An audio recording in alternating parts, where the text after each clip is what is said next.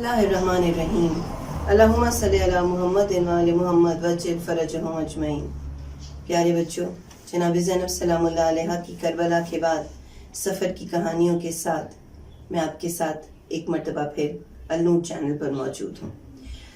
जनाब ज़ैनब सलामुल्लाह अलैहा की ज़िंदगी से लेकर और करबला में इमाम हुसैन अलैहिस्सलाम की शहादत तक हमने देखा कि जनाब ज़ैनब सलामुल्लाह अलैहा ने किस तरह से अपनी ज़िंदगी को चेंज किया, डिफरेंट रोल्स दुनिया को दिखाए, और सबसे बढ़कर एक स्ट्रॉन्ग वुमेन, एक अज़ादार खातून, एक बहुत आयरन लेडी जो किसी से नहीं डरती थी, उसके रोल के साथ हमारे सामने आई। जनाब ज़ैनब सलामुल्लाह अलैहा ने हमें सीखने को बहुत कुछ दिया, हमें बताने को बहुत कुछ बताया। अब हमारी जिम्मेदारी है कि हम करबला के इन दिनों में जनाब ज़ैनब सलामुल्लाह अलैहा से वो सारे मैसेजेस हासिल करें और अपने आप को एक बेहतर इंसान बनाएं। जी, तो कल मुझे कोई बताएगा कल की कहानी कहाँ ख़त्म हुई थी? किसी को याद है? जी, मुझे याद पता है, आप में से बहुत सारे बच्चों को याद है, लेकिन ये जो छोटी सी बच्ची लेफ्ट साइड वाले कॉर्नर पे बैठी है ना, जी आप बताइए। वेरी गुड, बिल्कुल सही। कल हमने बात की थी 11 मुहर्रमुल हराम की, जब जनाब ज़ैनब सलामुल्लाह अलैहा अपने भाई हज़रत इमाम हुसैन अलैहिस्सलाम और अपने भाई हज़रत अब्बास अलैहिस्सलाम की लाश को करबला की ज़मीन पर छोड़कर और अपने सफ़र की तरफ रवाना हुई थी, जिसमें उनको कैद कर लिया गया था।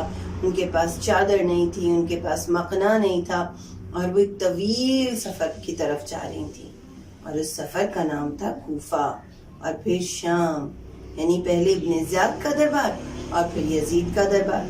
तो जनाब ज़ैनब सलामुल्लाह अलैहा ने जब ये सफ़र शुरू किया और वो अपनी पहली मंजिल यानी कूफा पहुंची, तो कूफा बीबी को बहुत सारी बातें याद आईं।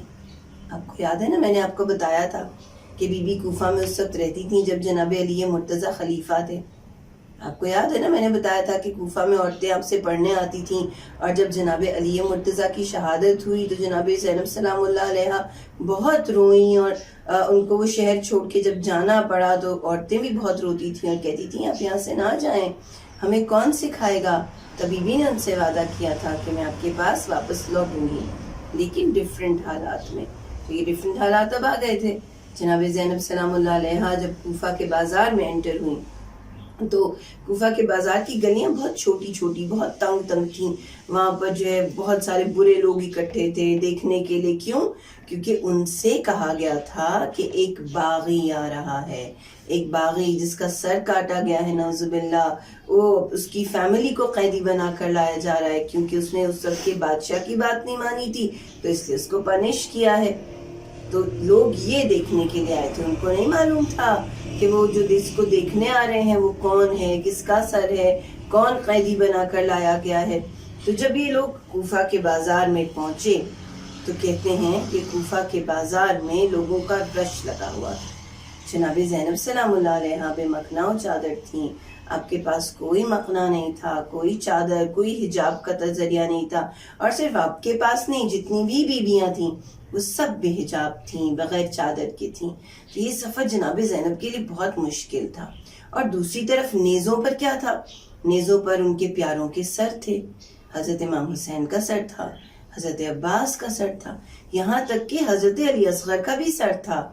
तो जब लोगों ने ये सर देखे, और ख़ास तौर पर कूफा की औरतों ने, तो उन्होंने ज़ोर ज़ोर से रोना शुरू कर दिया, धाड़े मार मार के। उनको बहुत अफसोस हुआ। तो जनाब ज़ैनब सलामुल्लाह अलैहा ने जब उनको रोते हुए देखा तो उन्होंने वहाँ पर आप एक स्पीच की, एक खुतबा दिया, और उनको डरा दिया, उनको बिल्कुल लर्जा दिया। हालांकि आप कैदी थीं, थकी हुई थीं, इतनी मुश्किलें देख कर आई थीं, लेकिन फिर भी जब आपकी आवाज़ कूफा के बाजार में बुलंद हुई तो लोगों को समझ में आया कि आया कौन है असल में। जनाब ज़ैनब सलामुल्लाह अलैहा ने उनसे कहा तुम क्यों रोती हो? अब तो रोने का कोई फ़ायदा नहीं है, अल्लाह करे तुम लोग ऐसे ही रोते रहो। तुम ही लोगों ने हमें कूफा में बुलवाया, तुम ही लोगों ने मेरे भाई इमाम हुसैन को खत लिखा कि हम आपके इंतज़ार में हैं, हम आपका इंतज़ार कर रहे हैं, आप हमारी तरफ आइए। और जब हम आप तुम लोगों की तरफ आए तो तुम लोगों ने हमारा ये हाल किया, और अब ये हाल करने के बाद तुम रोते हो। कूफा में जब औरतों ने, जिनके छोटे छोटे बच्चे थे ना, उन्होंने नेज़े वाले सर देखे تو ان کو تو بہت برا لگا. انہوں نے کہا ان کی امیوں نے، ان کی مدرز نے یہ سارا منظر کیسے دیکھا ہوگا، ان کی تو ڈیتھ ہو گئی ہوگی، وہ بہت پریشان ہوئی ہوں گی. لیکن ان کو نہیں معلوم تھا کہ یہ جن بچوں کے سر نیزے پر ہیں ان کی مائیں بہت سٹرونگ ہیں، وہ اپنے امام وقت کے لیے قربانی دینے کو تیار تھیں. جناب زینب سلام اللہ علیہ نے جب کوفہ کے بازار میں کھڑے ہو کر لوگوں کو خطاب کیا تو جو دشمن کی فوج ان کو ساتھ لے کر جا رہی تھی ان کو تو بہت ڈر لگا. انہوں نے کہا اگر لوگوں نے ان کی بات مان لی تو یہ تو ہمیں مار ڈالیں گے. انہوں نے کہا اب ہم کیا کریں، کس طرح سے جناب زینب سلام اللہ علیہ کو چپ کرائیں. تو کتابوں میں، بہت ساری کتابوں میں لکھا ہے کہ جناب زینب سلام اللہ علیہ کے قریب وہ امام حسین علیہ السلام کی سر کو لے کر آئے، اور امام حسین کے سر کو جب انہوں نے دیکھا تو جناب زینب سلام اللہ علیہ نے قریب ہی ایک دیوار پر اپنا سر دے مارا اور ان کے سر سے خون نکلنے لگا، اور یوں وہ چپ ہو گئی.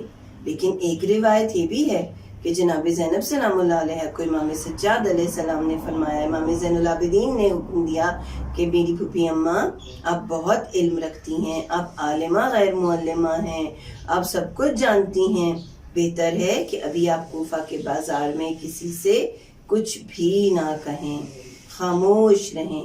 جب وقت آئے گا تو آپ اس خاموشی کو توڑ کر کچھ بھی کہہ سکتی ہیں. تو جناب زینب سلام اللہ علیہ خاموش ہو گئیں، اور پھر اس کے بعد ان کو ابن زیاد کے دربار میں لے جایا گیا. یہ جو کوفہ کا بازار تھا وہاں پر جب عورتیں جناب زینب سے پوچھتی کہ آپ کو کچھ چاہیے تو جناب زینب کہتی ہمیں اور کچھ نہیں چاہیے، بس ہمیں حجاب کرنے کے لیے چادریں دے دو، مخنا دے دو. جب لوگوں نے دیکھا کہ چھوٹے چھوٹے بچے ساتھ ہیں، ان کو بھوک لگی ہے، پیاس لگی ہے، تو لوگوں نے صدقے کی کھجوریں دینا شروع کر دی. لیکن جناب زینب نے وہ ساری کھجوریں واپس کر دیں. اور کیوں کی؟ آپ جانتے ہیں نا، جو سادات ہوتے ہیں وہ صدقہ نہیں لیا کرتے ہیں. تو اس طرح جناب زینب سلام اللہ علیہ نے کوفہ کے بازار میں بہت مشکل وقت گزارا، لیکن بہت بہادری کے ساتھ گزارا. اپنے سارے جو شہید کے بھائی تھے اور جو ان کی فیملی کے اور لوگ تھے، ان کی ڈیڈ باڈی، ان کے سر ساتھ تھے، بچے بیمار تھے، جناب سکینہ تھی ان کے ساتھ، اور وہ عورتیں تھیں جو ابھی تک بہت سیڈ تھیں، غمگین تھیں. لیکن جناب زینب نے کوفہ میں لوگوں کو اپنی سپیچ کے ساتھ بتایا کہ انہوں نے کتنا غلط کام کیا ہے. انشاءاللہ ایام زینبیہ اور ایام سجادیہ میں اس سفر کو جاری رکھیں گے. کل دوبارہ ایک نئی کہانی کے ساتھ ملتے ہیں انشاءاللہ. پروردگار عالم آپ کو صحت و سلامتی کے ساتھ ایک بہترین عزادار بنائے، پروردگار آپ کی حفاظت کرے. اللہ حافظ.